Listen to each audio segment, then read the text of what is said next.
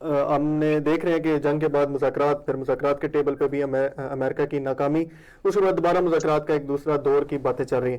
آپ کو کیا لگتا ہے کہ کیا امریکہ ایران مذاکرات ہو پائیں گے؟ امریکہ مذاکرات میں سیریس ہے؟ اس پہ آپ کا تجزیہ جاننا چاہیں گے. دیکھیں، ابھی میں امریکن میڈیا کو بڑے غور سے دیکھ رہا تھا. جی ایک اگر ہم پچھلے مذاکرات کے ماحول کی بات کریں، جب پہلا دور ہوتا ہے تو جی اس مذاکرات میں ایک طرف تو ڈونلڈ ٹرمپ دھمکیوں کو پر دھمکیاں دے رہے تھے اور اپنا پریشر بڑھانے کی کوشش کر رہے تھے، اور بیک جی اینڈ پہ وہ رابطہ کر رہے تھے کہ کوئی ملک انیشیٹ کرے، بات کرے سیز فائر کی. اور جی وہ اپنے اس اعلان پہ، جو ایک جاہلانہ قسم کا اعلان تھا، جو ایک ایسا اعلان تھا کہ جو کوئی انسان سوچ بھی نہیں سکتا، اس اعلان سے پیچھے ہٹ جائیں.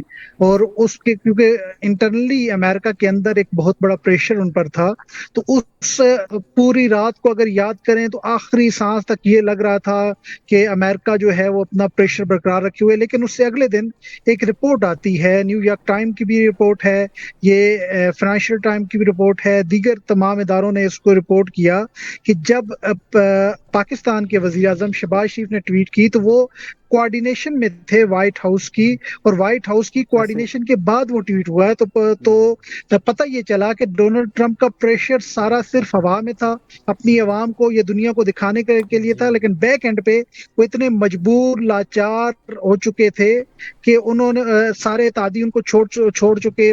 اسٹریٹ آف ہارمز ان کے گلے کا پھندا بن گیا. جو بات ایران میں رجیم چینج پر شروع ہوئی تھی، وہ بات اسٹریٹ آف ہارمز کھولنے تک آ گئی. تو ایسے وہ آرٹیکل نیو یارک ٹائم کا یہ بتاتا ہے کہ ڈونلڈ ٹرمپ جو ہے وہ صرف اپنے بیانات کی حد تک ایک بہت ایکسٹریم تک چیزوں کو لے جاتے ہیں، لیکن گراؤنڈ میں دیکھا جائے تو وہ اس وقت جھکے ہوئے ہیں. اس وقت وہ معافیا مانگ رہے ہیں. اس وقت وہ کہہ رہے ہیں کہ کسی طرح یہ سیز فائر ہو جائے، کسی طرح یہ جنگ رک جائے اور یہ آگے نہ چلے، کیونکہ ان کو پتا ہے کہ مڈل ایسٹ میں ان کے ایسٹس کی بڑی تعداد جو ہے وہ تباہ ہو چکی ہے، اور اگر جی جنگ جاری رہتی ہے تو مڈل ایسٹ میں کوئی ان کا ایسٹ بچ ہی نہیں پائے گا.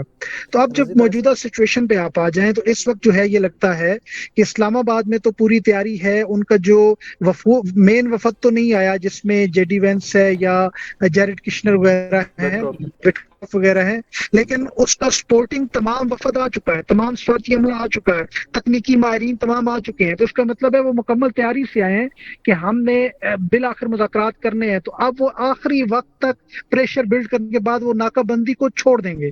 جب ناکہ بندی چھوڑیں گے تو ایران کی ڈیمانڈ پوری ہو جائے گی اور ایران پھر ٹیبل پر آئے گا، کیونکہ ایران کی یہ ڈیمانڈ ہے کہ آپ بدماشی سے ہمیں جی ٹیبل پر نہیں لا سکتے، آپ کو ناکہ بندی جو غیر قانونی طور پر آپ نے کی ہوئی ہے وہ یعنی چھوڑنی پڑے گی. تو آپ اگر کا وہ چھوڑ تجزیہ دیں یہ گے ہے تو کہ پھر ایران بھی مذاکرات ٹیبل ہوتے پہ نظر آ ہوگا. رہے ہیں.